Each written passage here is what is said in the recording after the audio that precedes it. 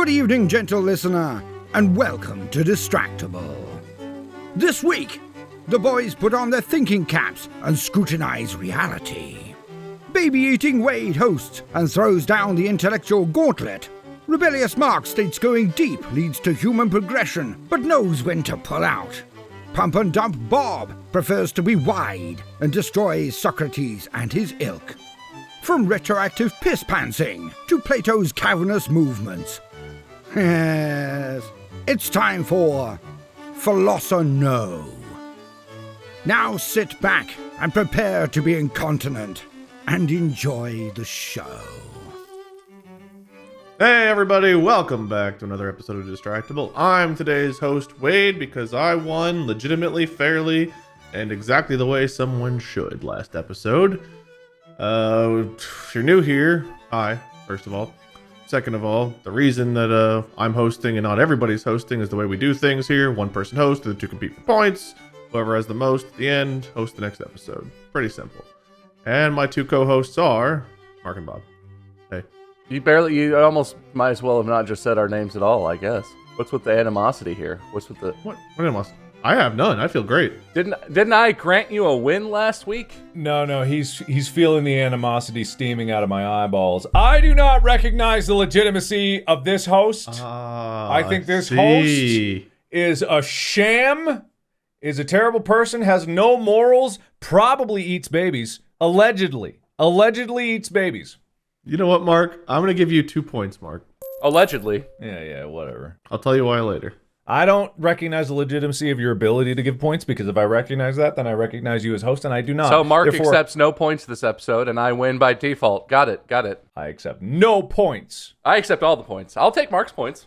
They're fake points. They feel real in my mouth. They don't apply. So do you concede your points to Bob? I don't concede anything because you have no authority over me. You have no authority over this jurisdiction. I'm the host of this episode. Welcome to Distractible, everybody. Thank you so much. I am your host, Markiplier, here joined by my two underlings, Wade and Bob. Interrupt yourself. Give us some small talk, Bob. Bob, give a small talk to the legitimate host. Bob, give small talk to the legitimate host. I'm giving small talk to the legitimate host. I'm good. You know what? Actually, not. I'm okay. Mandy broke her foot. What? Which is like really unfortunate. It turns out when you're moving, there's shit everywhere. And it turns out when you're holding a baby, you can't see exactly where your feet are necessarily all the time because he moves around a lot and he blocks your peripherals. And I think over the course of 2 days, Mandy kicked her poor feet into about 5 different objects, and her right foot, she kicked into some very hard objects and definitely has a broken pinky toe right now. Oh, no. So that's like really inconvenient because we're trying to like move into a new house and she's supposed to stay off her foot, which makes it really hard to like unpack a box, put furniture stuff together. So, plus it hurts like a bitch. It's 10 points to Mandy for a brilliant way of getting out of unpacking. Now, as much as I would love to have that be a true heartfelt moment, I want to remind you, Bob, those points are not legitimate, so it's an empty promise. Just like it won't go anything to alleviate Mandy's pain. But I have broken my foot before, so I can commiserate. So I give points with pity like attached to them, and also the ability to actually relate. Okay. Bob, I'm just going to give you 2 legitimate points. I accept all legitimate points. Excellent. Good. Then you have 2. Good. You did. I have some amount of legitimate points. I feel great. Some. Could be 2. Could be more than 2. Who knows? I think we all know my win's legitimate. I literally had the ability to handshake that win. It's hard to say that what happened was fair. We're not here about but fairness. It's We're here about not hard to say that what happened was bylaws. Completely legitimate. All right. You know, I'm willing to say that maybe Wade is the actual host of this episode. But I just, all I want is recognition that if that is the case, that it was a really dick move, and that I think we should change the rules of piss pantsing to even after the winner is declared, that if I piss my pants, that piss pantsing should be Okay. allowed after a winner's declared, because otherwise, like, I don't have time. How fast can you piss? Sometimes it just like takes time. Even if I squeeze real hard, like there's a psychological barrier to overcome in terms of pissing on camera. I announced Wade the winner, and Mark is like, look, everyone, look away. Don't look at me. Don't look at me. Close your eyes. Close your eyes. I just want to make sure I'm clear here. Your issue was not with the fact that we had a handshake deal that allowed me to steal the win. Your issue is with after I did that, you couldn't piss your pants to steal it back. Exactly. There was a path to me to undermine Okay. your undermunction, and so I didn't have that. I feel like that's unfair. I'm fully on board with that. You know what? If piss pantsing is going to be a rule that we enshrine and live by, it should be among the most ultimate forms of usurpation that exist. Yes, exactly. If you're going to do Okay. that, if you're going to go that far and show it on camera, because that's a big part of it, you have to have some kind of proof that you pissed your pants. Yeah. It should be maybe not the single highest, thing you could do to usurp something. Maybe there's room for other things that we could come up with in the future, but it should be pretty high. That's pretty high. You should be able, if you pee your pants right before the start of a new episode, that should reach back and steal the victory from the person who's about to host. And you can jump in and host the new episode right then with your pissed pants. Yeah, but the barrier should be like when the episode starts, if no pants have been pissed by the time that Voldemort is done with the intro, then it's too late. That's too late. No, 100%. Because once we're in an episode, we're basically in limbo. There is no previous winner. There is just a host and contestants. Yeah. There's And nothing the to host steal is because the we're ultimate authority. So we're at trapped that point, we're trapped in limbo. yeah. So during the first few words of the intro, if the person hasn't stood up and showed their pissed pants, it's too late. As soon as the host makes a noise, Yeah, unless that episode starts with them, the literally pants in frame, piss spreading, then it's that would be so fucking funny. There's a whole Voldemort intro, like, now sit back and relax and enjoy the show. And it cuts to our cameras, and just one of us is just like, and the other guy's like, oh, okay. I guess I'm not hosting anymore. oh man, that's hilarious. That's fair. I think that's fair. I think that makes that a much more impactful rule. Okay, all right. As the host who has all knowing power, I'm glad we solved this democratically. All right, I concede then. Wade, you Well, look, so you have all the power except all constitutional changes to the democracy that is Distractible must be agreed upon by all parties. The host does not have unilateral authority to make changes to that. Well, we've never been clear about that. Like, what if I just wanted to change the name of the podcast right now? Is it just the piss pantsing must be agreed upon by Distractible Congress? The host could try, but when it goes to a tribunal and we are the tribunal, I feel like I have a good idea how we're going to come down on that decision. We could have eventually we'll come up with a 3-party system where there's like the host and then there's the previous winner is like in the least authoritative position, and then the non-winner of the last episode is like there's a tier, whereas like neither of them could supersede the other one, but then rule changes can be applied overall by a democratic agreement of all parties. Clearly. Interesting. Well, not today's not today. Today I am God, so enjoy. Okay. All right. So how are you guys? How's the piss-free life? I peed this morning. Felt pretty good. I'm proud, continuing my streak of no piss. I'm just really building up for the next moment. I'm needing it. You're saving all the piss for your shining moment. You better not Billy Madison us and like go and put your dick under a faucet. I'm gonna urine test. Maybe I didn't see the right Billy Madison. Was that a part of it? Didn't he actually pee his pants? I thought he went and ran it underwater to make it look like he did like the kid did. I thought he just peed his pants in solidarity. I don't even remember what happened to Billy Madison, so I don't even know. Subreddit let us know, but I'm pretty sure there was like one of those big standing water spigots and he went and like put his hands under it and then like splashed it on his pants. Subreddit is our chat GPT. Just like, subreddit, what is the answer to this question I could easily look up? You know what? Hey Siri, did Billy Madison piss his pants? She said, I don't know how to respond to that. I don't have my Alexa set up, or I would ask her. Well, we'll never know. I'm just going to open ChatGPT. That always gives you the answer you want. That's true. Yeah. But while you're doing that, Mark, you've been living an exciting life, doing all kinds of different new activities every day and exploring the world. Yes, I have. Which brings me to our latest news bulletin. I don't have anything ready. But I do have technology talk. What's wrong, Wade? Nothing. By all means, what's new in technology? I just wanted to marvel at this this current gold rush that is like, I quote gold rush that is like AI, because do you know how much NVIDIA is selling their latest GPU for AI? $3,000 a card or something? No. $1 bajillion? What's the card? It's called the H100, right? That's the latest and greatest, apparently. So this is an AI specific card. What Yeah, exactly goes into these? Is this like a cluster of GPUs or something? No, latest core of, latest chip, 80 gigabytes of RAM. Wow, It's good at what? AI. Excuse Yep. me? Yep. 80 gigs? 80 gigs of RAM, yep. Why can't I have a video card with that much RAM? Okay, so probably more than $500.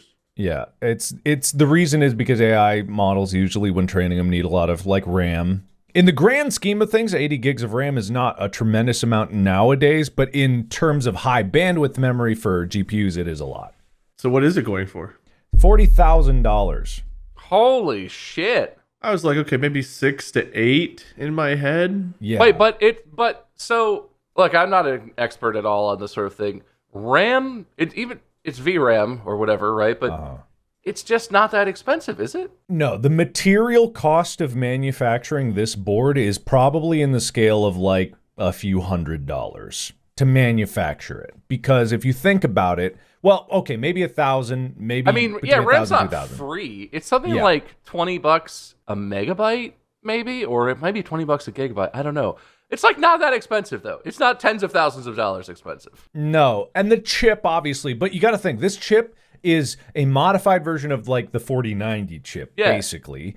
And the 4090 sells for like $2,000, right? Yes. Yeah. Or it's $1,500, whatever it is. So this is 20 40, times yeah, that? yeah, or 20 times that. Yep. And so you'd think like, That oh seems man, like a they're- lot.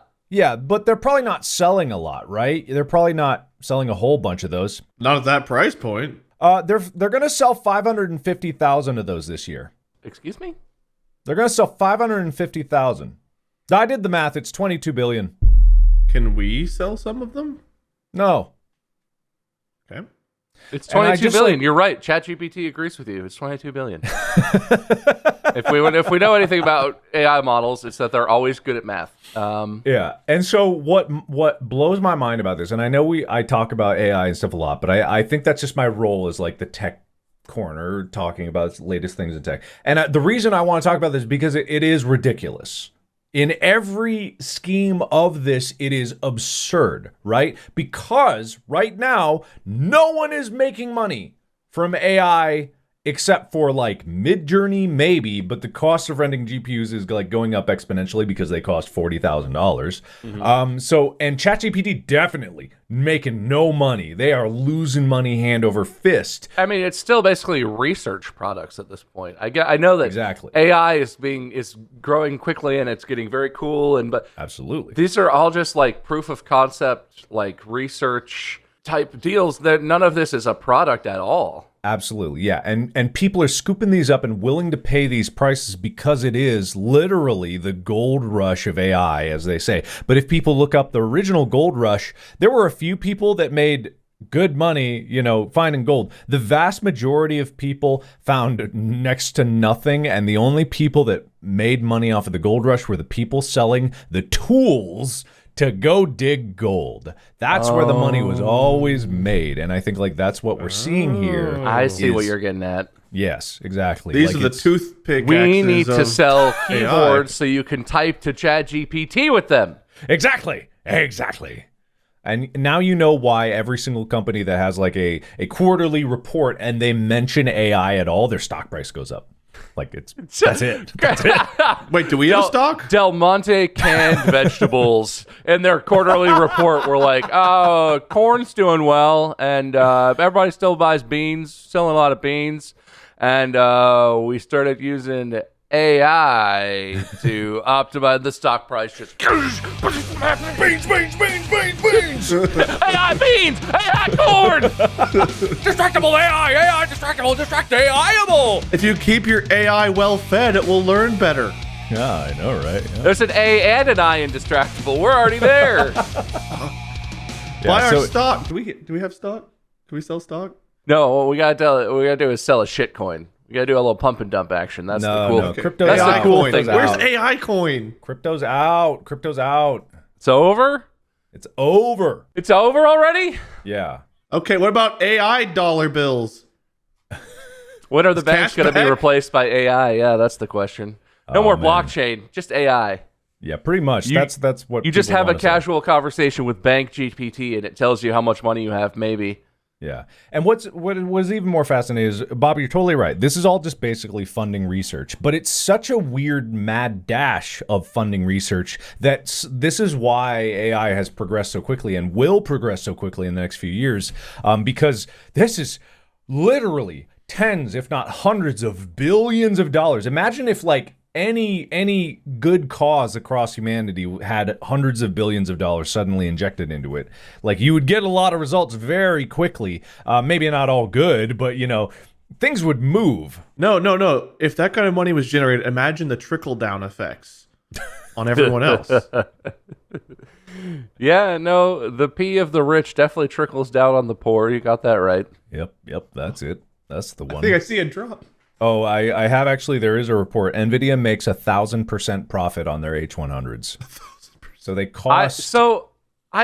We're not industry people, but that just seems like obviously gouging a burgeoning tech market. Like, and not to say that that's wrong. If the people are willing to pay it, the demand sets the price or whatever. But like, holy shit. Yeah, and here's the crazier thing about it. Your 4090, if you guys have a 4090, I Sure. don't know if you do. The relative performance difference between the 4090, which, like, again, retails at around like 2,000, probably more now because people are scooping it up because they realize, wait a minute, hold on. The performative difference between that and like the top H100 is double, which is significant.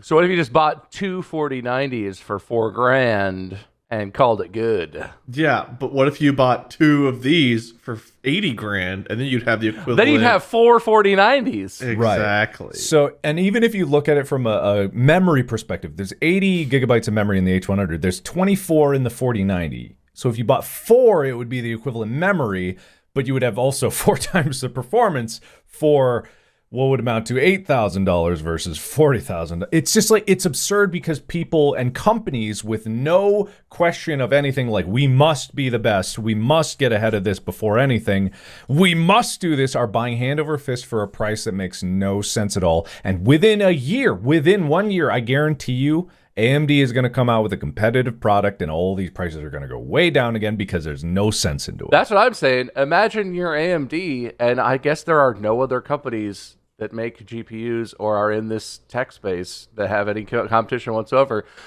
Just sell one for $30,000, and companies will jump, even if it's not even remotely as good. If you sell it for $20,000, $10,000, you sell a mountain of shitty AI cards to all these companies who are like, oh, we can't afford 40, Yeah. but 10. And the crazy thing is, a lot of people would probably respond to this and be like, well, it's because all the libraries work better with CUDA. That's only because people have programmed they've made the libraries to work with CUDA because that's what they were designed for. There are other equivalences in AMD's chips or even Intel Arc chips that just require programmers to build like the drivers and the libraries to be able to work with the architecture that is in those chips. Specifically, it's like right now you look at an AMD card versus an NVIDIA card for gaming performance, they're fairly similar. AMD usually is more price competitive and NVIDIA usually has higher peak power, but they're fairly similar, and you are able to like play most games across either one. It's going to be the same with AI because there's going to be smart people out there that look at these AMD chips and are like, I can't afford $40,000, but these chips are way less. If I just put in some legwork and make it work, like, it's very clear this is going to come down. So I don't understand the sprint to spend billions right now. So what you're saying is we should buy as many 4090s as we can get our hands on and start the Distractible AI cloud computing server farm and lease those bad boys out 24 hours a day. All we got to do is hot glue some RAM to the outside, and it has a lot more RAM power. Yeah, no, is this like the 80s? Can you just solder more RAM onto these chips? Is that how that works? Oh, Just buy 72 more, or how many gigs of RAM does 4090 have? 22, you said? 24. Just buy 56 more gigs of RAM and solder that on those bad boys, and you basically got the same thing. Let me look up 50, probably 60. Well, I could even get a 64 gig RAM stick. How much Hey, you is probably that? get a single chip, solder right in there. $200. $80 for a used one. Oh, Okay. who needs new? Loses half the value when you drive it off the lot. We sell the refurbished AI cards for a discount. RAM always has a lifetime warranty. No harm in buying new. Profit. Reused. You know what, Mark? So much profit. I'm going to give you 1,000% of your points. You now have 2,002 points. Holy shit. What? I thought he didn't have any points. Well, he wasn't accepting them until I offered him a higher amount. Now apparently he's accepting them. Oh my god. He had 2 unaccepted points. I was very accepting of your hostship the whole time. What's my reward for my loyalty? I love your understanding of percentages, Wade. I love your understanding of percentages. Thank you. I accept these points. Hey, I'm just saying 40,000 was 1,000 times 40, which means nothing, but it is. And I want you to know that 2,000 is 1,000 times 2. You're right. You are right. That's as much math as you're getting out of me. Thank you. Bob, what's new in your life? Manny's foot broke. How many points is that worth? I gave her 10. It's very sad. How many points is it worth to me, though? I'm the one who's here. Come on now. You are the one that has to deal with your wife having a broken foot, you poor thing. No, I'm the one who needs points. She don't need points. How many points do you need? Slightly more than Mark. I can loan you some points, but man, the interest on these whenever I eventually come back. Would you like to shake on it? What's the rate? Give me a rate. And how do you calculate it? Is that APY? I'll give it to you for 20%. Yeah, but what's the term on the rate? Is it annually, monthly? How does that accrue? Wadley. I just tell you whenever it Oh, accrues. pass on that. It accrues whenever he remembers it. Yeah, honestly. About once every 5 episodes, I'll remember. Can I just keep borrowing more to pay back the interest on the previous loans until the episode's over and then finish? I've got a finite amount, so I have to start seeing if Mark will loan you any. No, I'm good. I don't want to get into that. That sounds like getting a point debt? That sounds like math. Yeah, it does. Sounds pretty horrible. Can't have that. Mark, how many points is Bob worth? Worth in total? Well, I mean, As a human? This episode. This episode so far. Okay, this is a strange quantification of your worth currently. For like you are literally going to tell him how many points he has right now. The ball is in your court. Let's go with 50. 50 points. All right. What? That's a lot. That feels pretty low. What? I got 2 earlier. I'm worth. Oh boy, how much? What fraction is 50 of 2002? Let me ask ChatGPT. I'm worth 25 1,001ths of you. That's not helpful, ChatGPT. What's that? That's not helpful at all. Is that Is it 140? I'm approximately 2.5%. 2.5%. I'm 2.5% as valuable as Mark is right now. Yeah, 140th. I think that's it. Feels bad. I assign you oof as well. You have 50 points plus oof. We'll see how much oof is worth later. Probably not much. Okay. It's good to be in my new office that we haven't even mentioned yet, and my new setup. It feels good.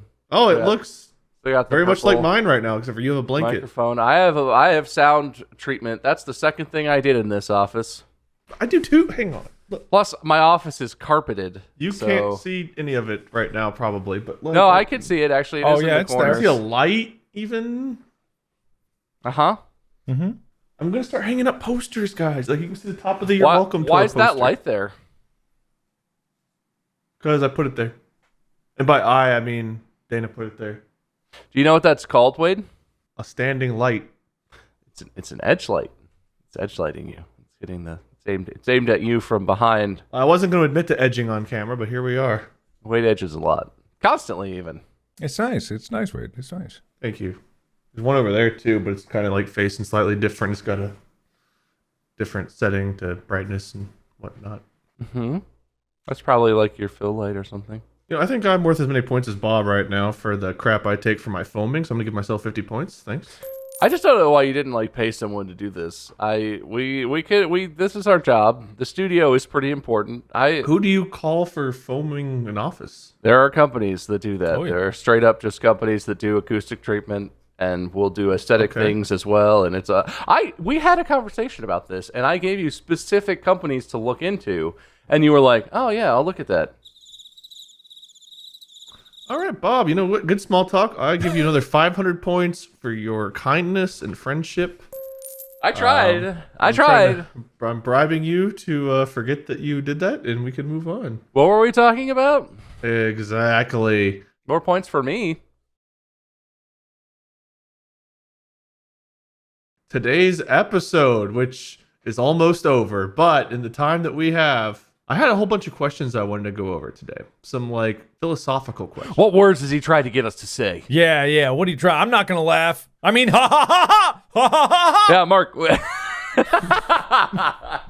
I'm sorry. Go ahead, Wade. Go ahead. I unleashed my real laugh for that one. I better get good points. We're probably way off base on this one. We've only gotten 2 episodes where we've gotten Mark's real laugh. That today, I don't remember when the last one was, but it was definitely a different laugh. Once again, I'll never be able to recreate what I just did. I don't even know what was going on.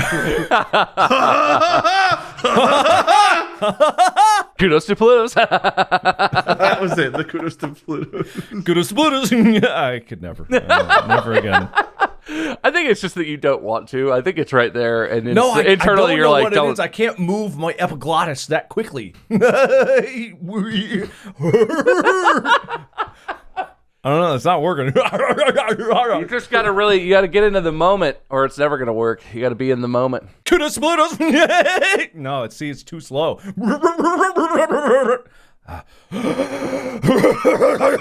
I can't. As an actor, you can't just fall into the mindset of this character who kudos to Plutos. Kudos to Plutos.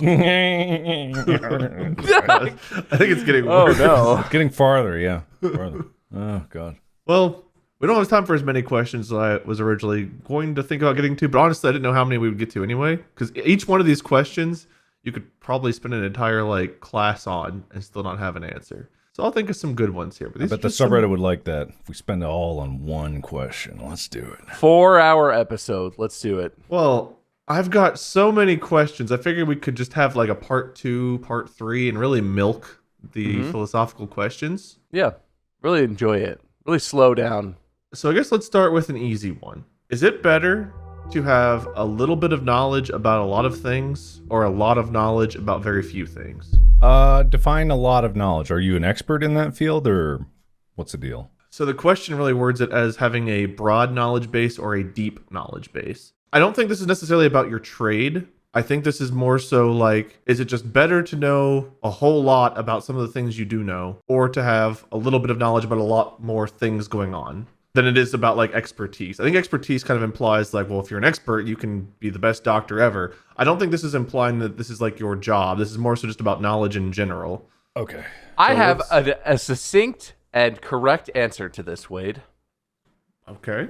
So this question is commonly addressed by people with the totally overused phrase, "Oh, is it better? It's better. Is it good to be a jack of all trades, master of none?" Right? Because that's essentially what we're talking about here. Sure. A jack of all trades has a broad knowledge base, but no deep knowledge base.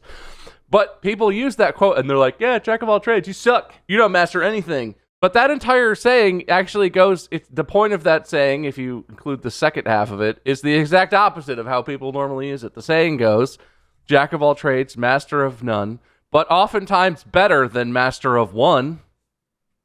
Okay. So you think it's better to have a wide variety of knowledge and maybe just not know as much about it than to have a lot of knowledge about a handful of things.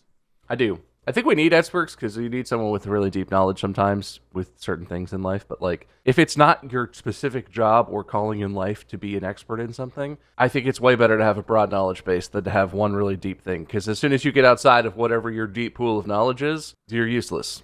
And if your job is not so focused that you're only ever swimming in the deep pool of knowledge that you have and that you use all the time, you're useless. You're just not, you just don't know anything. Yeah, I guess for me, it just depends on how deep this knowledge is, because I have an extremely deep knowledge of Warhammer 40K specifically, not of Warhammer Fantasy.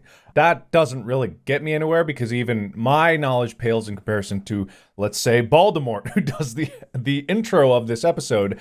So I would say, like, I'm not an expert, but I would rather have like a comprehensive enough understanding of what I'm interested in, even as a hobby perspective, than have a really loose understanding. However, I will say, as someone with ADHD, I also have a very loose understanding of many different things because I can never pursue it deep enough to actually have a comprehensive understanding. But even then, I think still I would rather have that deep understanding. And there are many quotes where it's like they're not fully there. Like with they say his blood is thicker than water, but it's like the real quote is like the blood of the covenant is thicker than water of the womb or something like that, which has the opposite meaning. But those quotes are dumb and stupid and old and made up by probably boomers or whatever, and I don't think we should pay them any attention, no matter what. All right. Low wisdom score. Got it. Is that like high intelligence, low wisdom? Is that what it is? Potentially, yeah. We could roll for it. Man, everyone's so horny for Baldur's Gate right now. Everyone's so horny. It is the shit. I haven't played it yet, but I know I'm not going to like it because it's not the kind of video game I enjoy, but also I feel compelled that I have to try it. It's just too popular. The thing is, like, I might like it. I don't have time to get into something like that, so I can't even risk, like, downloading it. Well, one cool thing about it is you can make a character, just like a blank slate character out of nothing, and play. You can also play as like one of the default NPCs.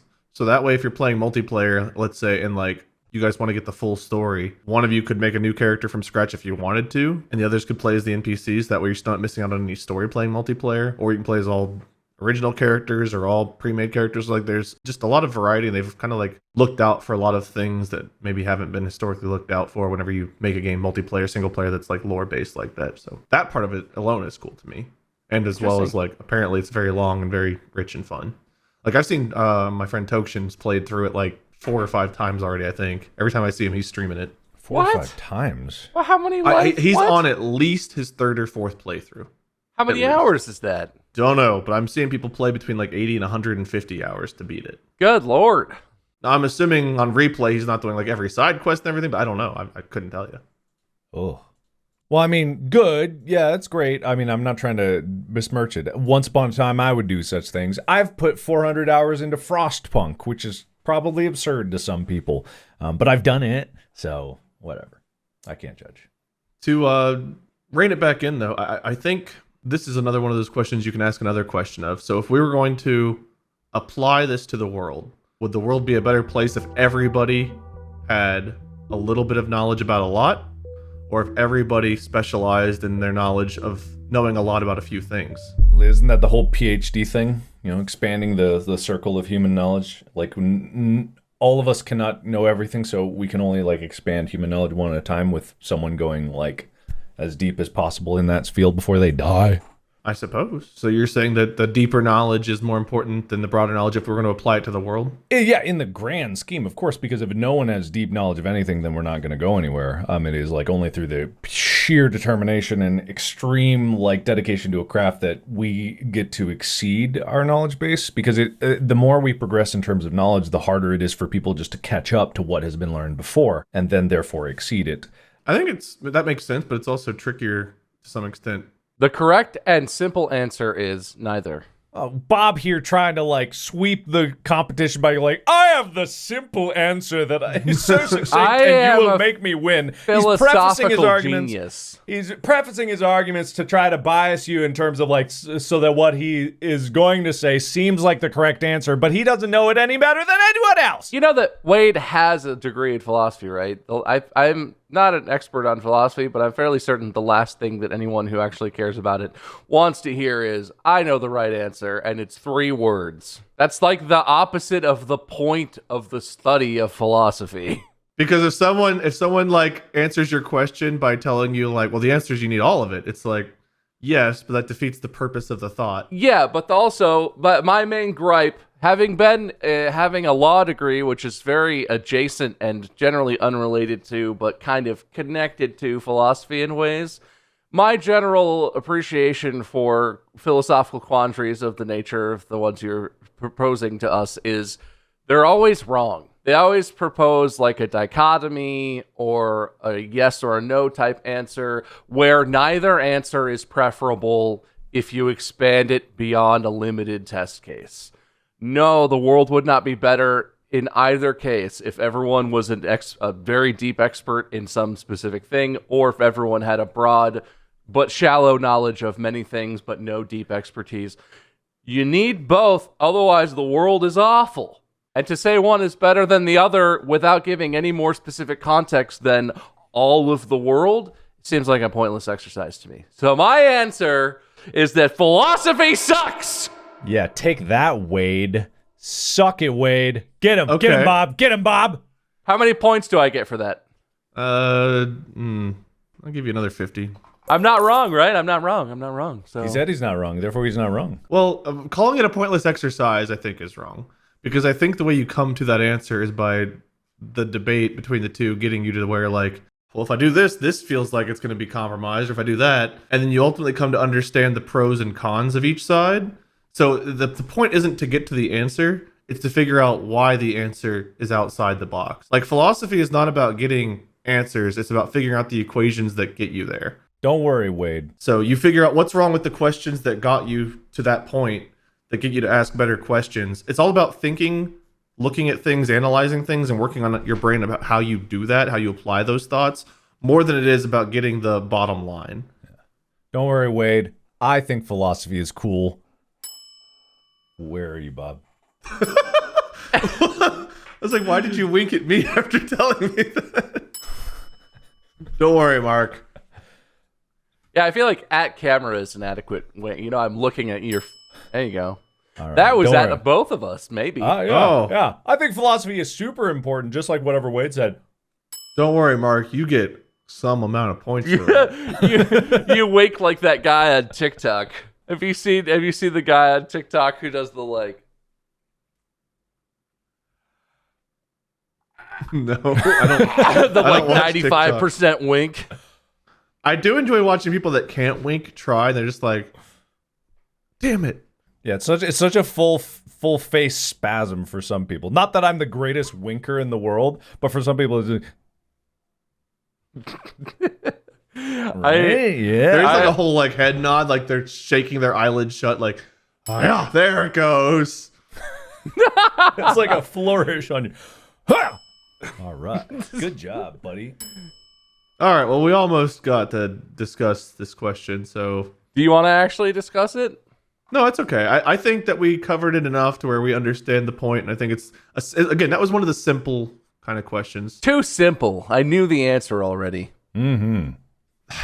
There's ones I would love to discuss with you, but I'm not sure that they're like this is the forum to do it because people hear like hot button issues. Like you talk about like morals. Talking about moral stuff is so interesting to me.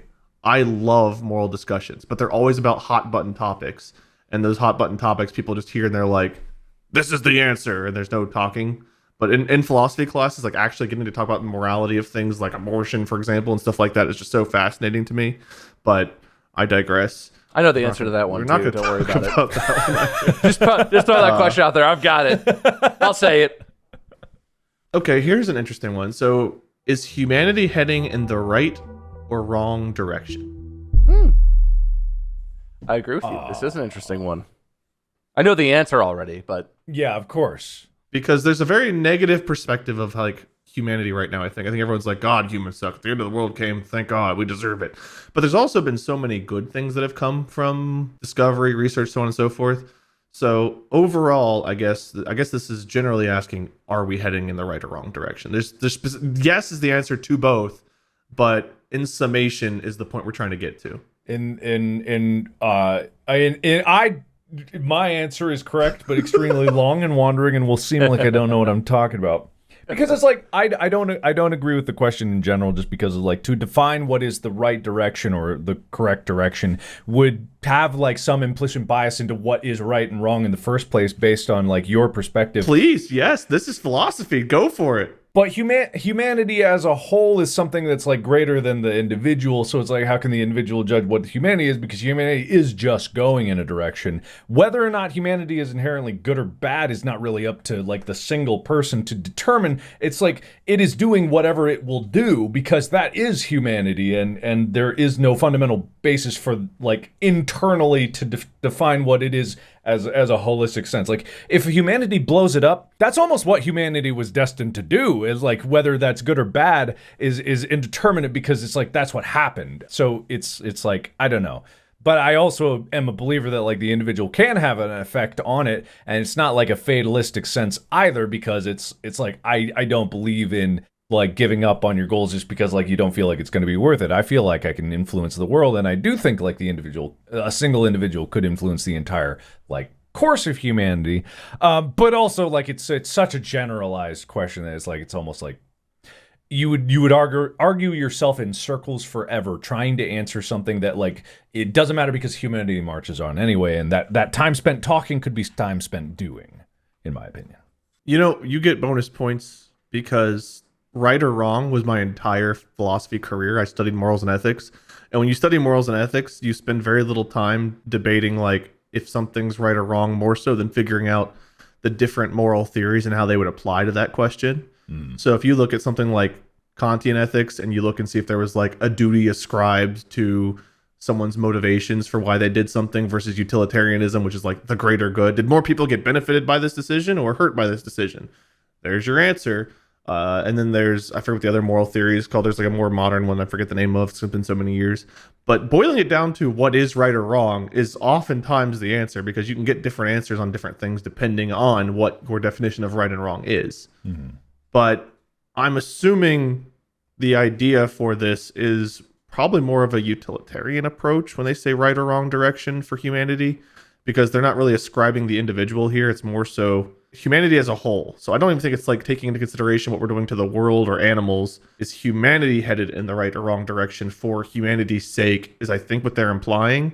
But it is vague, and you could argue, well, it's not so good for the fucking animals we've made extinct by cutting down rainforests, and it's not so good for the planet that we're milking of resources, and it's not so good for I don't know, people's moral or their mental well-being. There's a lot more people that those trees should fight harder. Just because we won doesn't like we went into the fight and they were unprepared. They didn't catch these hands and those trees went down. The trees in the Lord of the Rings didn't just sit back and take it. They kicked ass. Exactly. Yeah, rip those roots up. Come on, let's throw down trees. Let's go. Well, they needed some motivation. Maybe we're working on it. Maybe our trees just need a little bit more motivation. Maybe our trees are weak. Maybe they need to make stronger trees. Maybe they need some tree roids. Maybe they need to get like some treatrine, you know? Here's how you motivate a tree. You get the tree, you take one of its saplings growing nearby, and you rip off a leaf right in front of the parent tree until they get upset enough to do something about it. Yeah. I think that makes sense. Mm-hmm. Well, you talk down to it, Wade, but I take umbrage with a whole other part of this question as posed. By all means, that's what we're here for.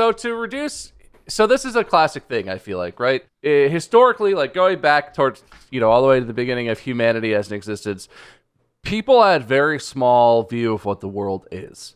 And I think it feels to a lot of people like the world is changing. Like globalization is a big topic in our modern times.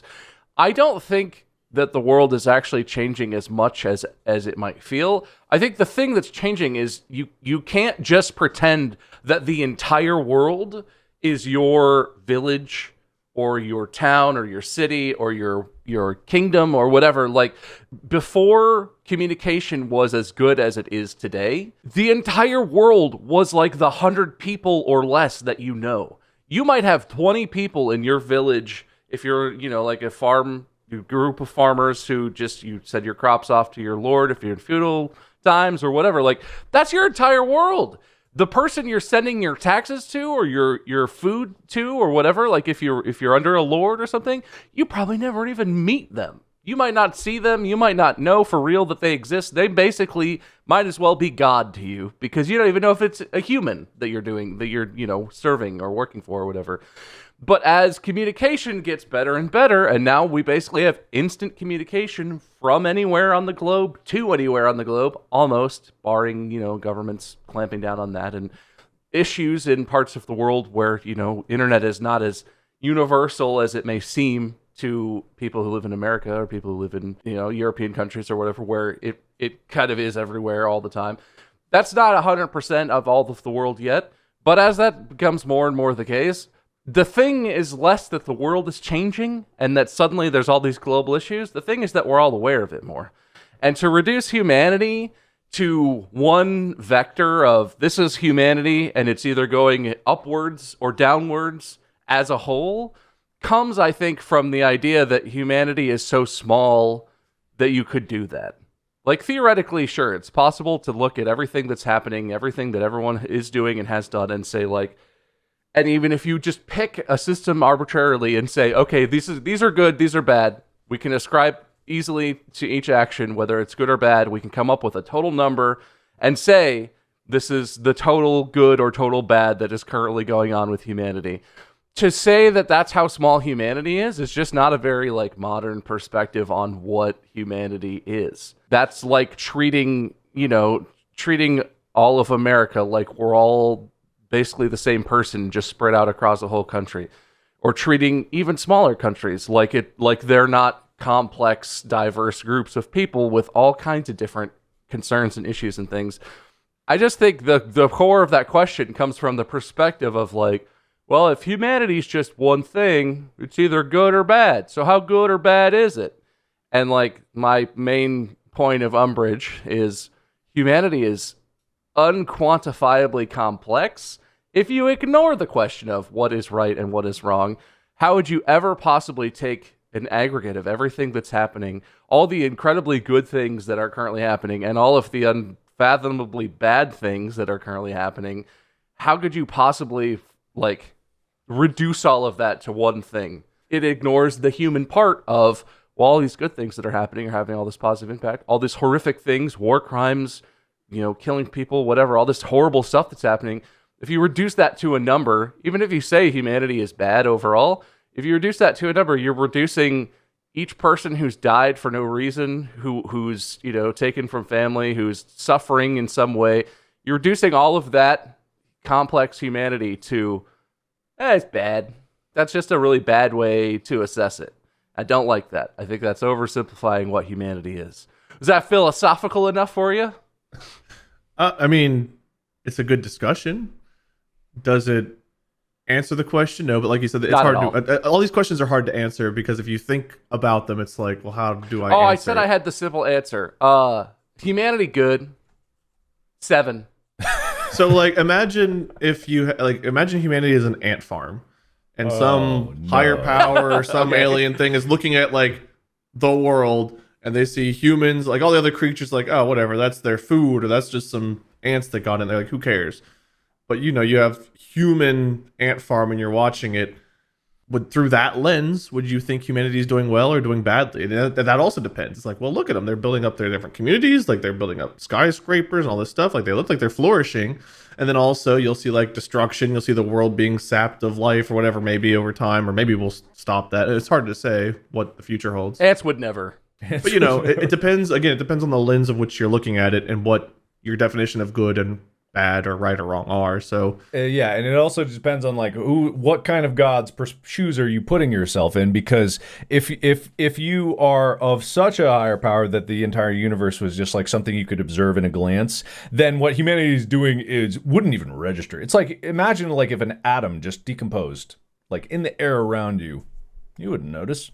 Wouldn't matter. If we blew up the entire Earth in the cosmic sense, doesn't matter. Doesn't right now, millions of planets are being exploded into nothingness. Well, maybe not millions right now. But they don't have us on them. They might have some other version of us that's just as egotistical and wants to suck. put ourselves in God's shoes. We're not even talking about alternate universes. This is just our universe. I wasn't talking about alternate universes. I know. That's what I'm saying. We're not even talking about that, and we're talking about all these planets exploding. I think all these quandaries are wonderful.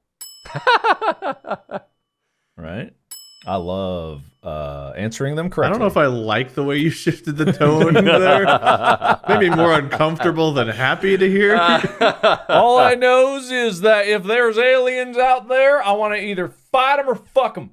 Period. The Mass Effect philosophy, I see. Yeah, that's me. That's why I got all my philosophy about is Mass Effect, literally. It's a renegade system or a Paragon system at all times. Every encounter I have is like, blah, like the two colors flash, and I just gotta press left or right mouse. I'm like, what do I do here? Flush the toilet, Paragon. Leave it alone, Renegade. Everything. Flush the toilet, but don't turn the fan on?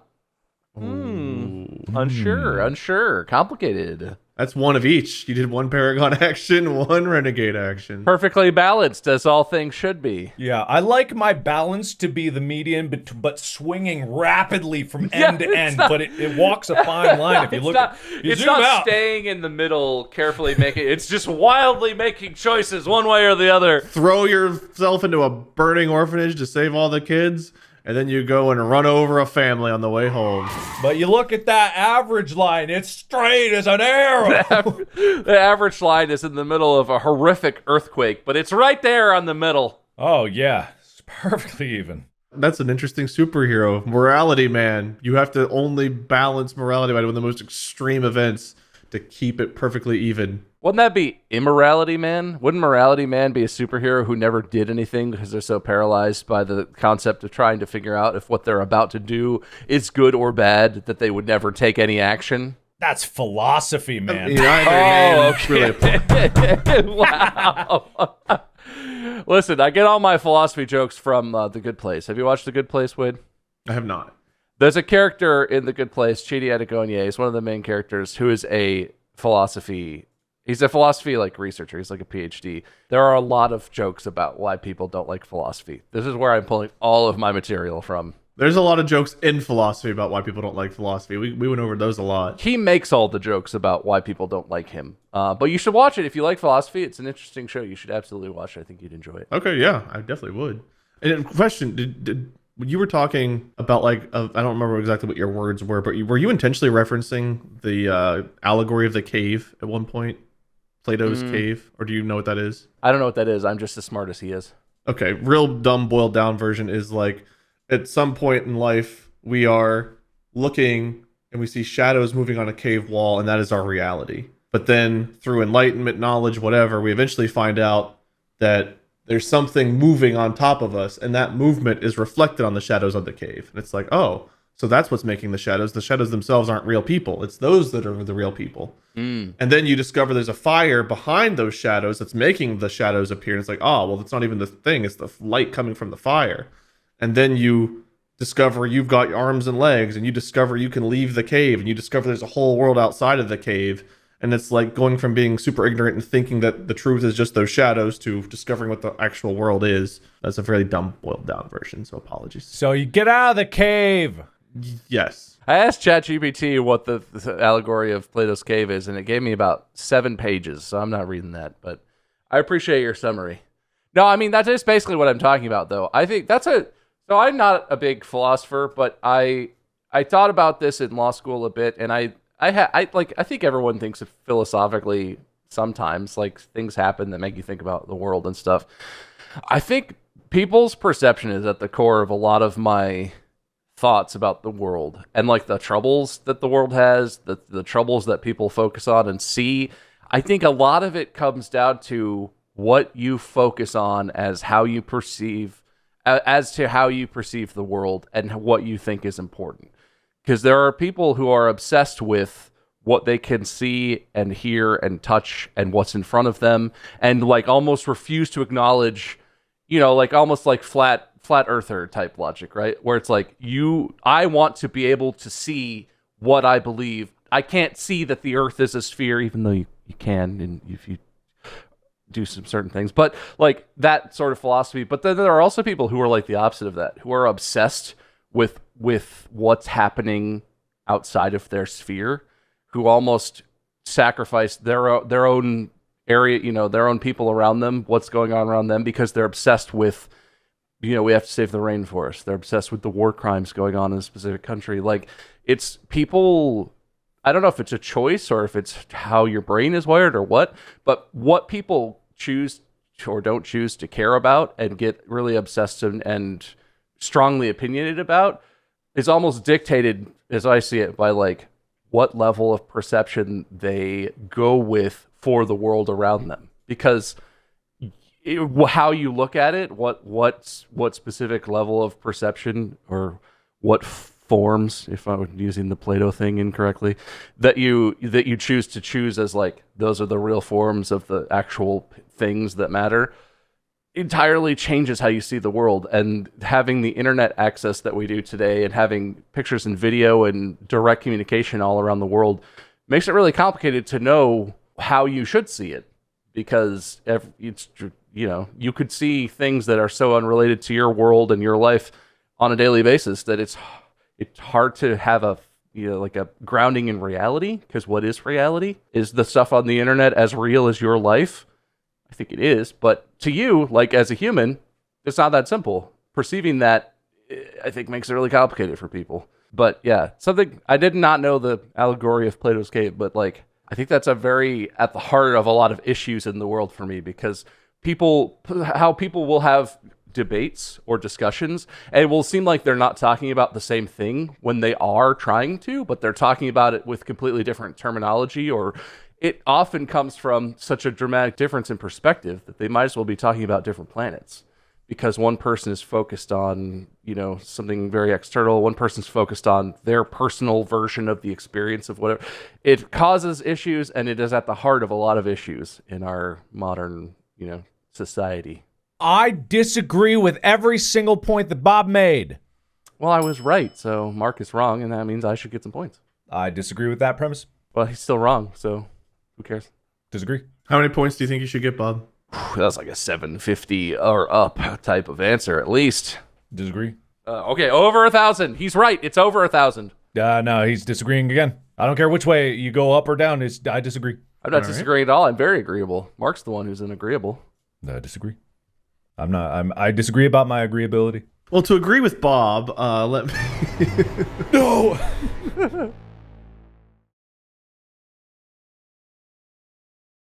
The cave, I think, is more so about individual perception. At least this particular allegory. I think you could apply it to like looking at it from different perspectives. But I think one of the big issues is even just focusing on moral theory alone and looking at ignoring everything else, which is a terrible thing to do, but just to simplify it for this explanation, is you have different moral theories that all have valid pros and cons. And there's certain instances where we want to lean toward one versus the other. If you could step on one ant to cure cancer in 1 million people, utilitarianism would, it's like, why even ask? Step on the fucking ant. And it's like, well, what if it's a baby? Even easier. Way softer, less of an exoskeleton, squishes right away. Utilitarianism, to simplify it down, pretty much is always, if it's better for the greater good, do it. If it's bad, that sucks, but if it's for the greater good, do it. Whereas other moral theories are like, well, no, if that act is in and of itself bad, it's a bad thing to do. So you shouldn't kill a baby. But what about the greater impact? Well, utilitarian ethics would, yes, do it. So a lot of times they agree, sometimes they disagree. It really depends on the situation.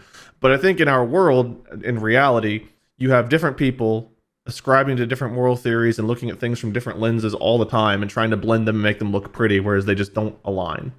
So what's good for humanity isn't necessarily good for the world, isn't necessarily good for the individual, or might be great for one individual. And all of this is just combined into one planet that we're trying to find an explanation and answers of, where it's not clean like that. It's messy. Here's like where I know this kind of echoes just what I was saying before, is like, I think a lot of problems in today, like with people in the age of information and like technology and the connectedness of it, is I'm not ascribing all of wisdom to be this one act, but I think there is a lot of wisdom that people miss out on knowing when to remove themselves from a debate or an argument and when not to put yourself in a position where you feel like you need to come up with an answer to a question that you have no right making. And I think you see this on the internet all the time, is people want to inherently, as human nature, want to participate in a discussion or want to feel like their opinion is heard. But there's very few people that like recognize recognize the moments when they do not need to be involved at all. And so they find themselves in situations, often on arguments on the internet, where they don't need to be there. And even like with these greater philosophical discussions, there are times not every one person can answer all the moral quandaries that exist. And therefore, there are some that an individual needs to go like, I need to remove myself from that to that to that because I have no basis to answer it. And I have no, like, it's not that there's a right to answer something or not. It's just like very few people even recognize it as an option to be like, oh, I don't need to worry about this. Or, oh, I shouldn't participate in this. Oh, or this doesn't need my involvement. Oh, or I'm injecting myself into something that I have no basis on. And I think like that is an entire field of thought that people like have never even considered. The internet is the perfect example of the cave. You get one piece of information, you see the little dude dancing on the wall, and it's like all of your knowledge you just throw at it without knowing the full situation. You're like, I read these words, what they did is wrong to me, or they did is right to me. Here's my opinion. And you never have the full picture on the internet. You have one person's biased message, whether it's pro or anti something, but everyone piles on because that's the information they see. And it's like, this good, this bad info. Whereas they're all just sitting in the cave looking at the little silhouettes on the wall thinking that's the information. That is an example of that, yeah. Not having all the information, but crowning or destroying lives based on the limited information we have because we can mob mentality it very quickly. 900 points for Wade. Excellent. Just an excellent point. Oh, thank you. I disagree. 12,900. Is that 12,900? 900s or 12,900? I don't believe you have the degrees to understand it. I'll just ask ChatGPT. How many is 12,900? ChatGPT would like to know if you mean 12,900s or 12,900. It's a moral quandary that computers cannot answer. It's too complicated for AI, so no one will know, ever. Unsolvable. All right, we're going to solve this in only the way I know how. Don't say coin flip. It's not quite. Okay, good. Excellent. It's not even going to be what you think it is whenever I tell you this. Points? Mark, pick a number between 1 and 20. I don't like that. That's not my favorite thing that's ever happened today. 20! 20. I disagree. That's not between. All right. That's or equal to, not less than. Or equal to. Wait, did you mean that 20 and 1 could not be picked? I wasn't clear, so I will allow your selection of 20. Okay. Bob, pick a number between 1 and 20. You pick 1, I swear. I was thinking about it. Now that The you option said is it, on the table. now that you said it, if I pick it, it's going to seem like you made me pick it. But also, I have to stick to my guns. 1. Got it. 0.5. you know, you didn't in all specify it needed to be whole integers. 1.5. All right, okay. All right. Well, We've turned this into a coin flip, you know that, right? Whatever this is. It's very, very almost a coin flip. If I'm 1.5, if that skews it in my favor, then I did the right thing. Mm-hmm. well, you both picked opposite ends of the spectrum. One picked 20, one picked 1. 0.5. So Technically, you'd round up from there. from one perspective, 20 is greater than 1, Okay. and 20 points would be worth more than 1 point. From another perspective, from a ranking system, if you're the 20th, you're last out of 20, and 1 is first place. Setting those aside, our point totals prior to this was Mark sitting at 2,005 points. Bob has 1,601 points. I only got plus 5 oof. points since the beginning of the episode. You only got 3 points since the beginning of the episode. Oh, You had you're right. 2002. I kind of quit assigning points when we got into the thousands, and I figured I would just make it interesting at the end. Because you were so far ahead the whole time, Mark, that I was just letting Bob kind of try to catch up and see what happened. But he still fell 404 points short. Number 1, though. But he did pick number 1. And the 20 and 1 have nothing to do with it, so Mark, you win because you had 2,005 points. Yes! Yes! It was a smoke screen. End it before he can piss his pants! End it! No! No, end it! I win! I love winning! That's my winner speech!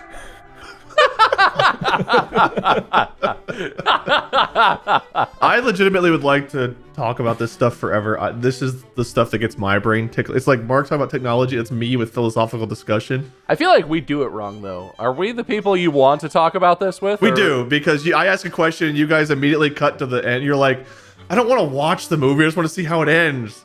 Well, I know how it goes, all right? I lived in this world. I know how things are. I have wisdom. You get to places by discussing the pros and cons, not by skipping to the there's no right answer. Usually philosophical questions end with, well, there's not really a right answer. But the point of it is to get your brain thinking. It's the way of processing information and getting to that. They're saying we were right, though. Not right enough, but clearly because you lost, so...